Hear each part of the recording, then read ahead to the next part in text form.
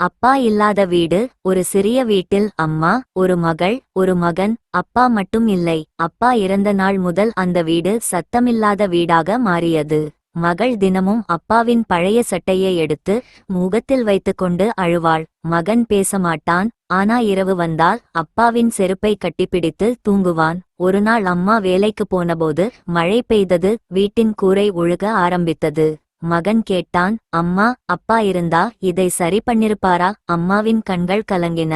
அவள் மெதுவாக சொன்னாள், அப்பா போனாலும் அவர் விட்டுச் சென்ற பொறுப்பு நம்ம கூட தான் இருக்கு. அந்த நாளிலிருந்து மகன் படிக்க ஆரம்பித்தான். மகள் அம்மாவுக்கு உதவ ஆரம்பித்தாள். வருடங்கள் கடந்தது. அதே வீடு. ஆனா இப்போது ஒழுகாத கூரை. அம்மா சிரித்தாள். சுவரில் தொங்கிய அப்பாவின் புகைப்படத்தை பார்த்து சொன்னாள், நீ போகல. நீ எங்களை வலிமையாக்கிட்டு போயிருக்க. இழப்பு வலிக்கலாம். ஆனா அந்த வலிதான் ஒரு குடும்பத்தை உயர்த்தும் சக்தி.